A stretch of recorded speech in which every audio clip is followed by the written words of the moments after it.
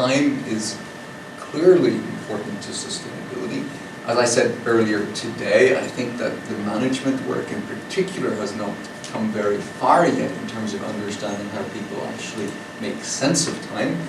But clearly, again, having seen some of the work presented here today, it is a growing trend that people are giving serious consideration to what time actually means, how people make sense of it.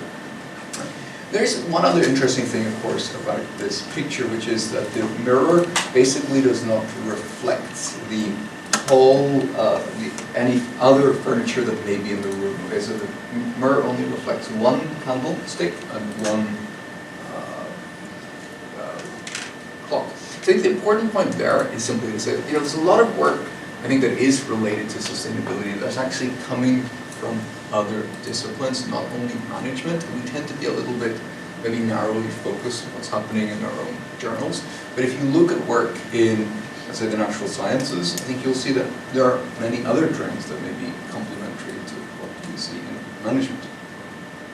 My upper right picture is an attempt to be a little bit cute and show off my Gen X commitments. So this is Madonna. She's, of course, the original Material Girl. So this is the way I was thinking about materiality, which I think is, of course, a big theme. And I think the materiality is in two ways. I mean, for sure, in the world of ESG and what's happening on Wall Street, the materiality has a very specific meaning in that register. But then as somebody who draws heavily on science and technology studies, we heard earlier about boundary objects and affordances, and so there's a kind of polysemy here for me around what materiality is and entails that I think we need to grapple with, which is very interesting to me. Now I'm going to forget what my last picture was intended to be.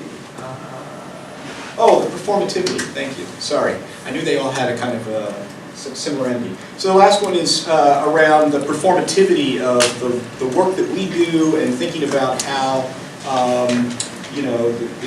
the metrics that are in place, the theories that we use, the ways that we think about our world all have performative effects potentially for good or ill in terms of not just, back maybe to Donal's first picture, not as representations of the world, but as interventions in and attempts at world making. I mean, that I think connects with your comment, Tima, about sustainability as a paradigm. So when we make certain claims, when we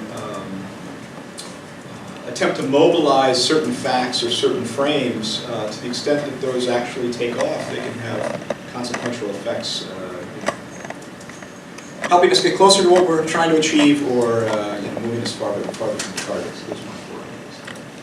I do think it actually, the explosion of production of data, of text, available online, and the development of the techniques to analyze this data, so natural language processing, all kinds of content code, automated content coding, is going to be a huge disruption in our field. And I think not just because it's just more data and more tools, because it breaks these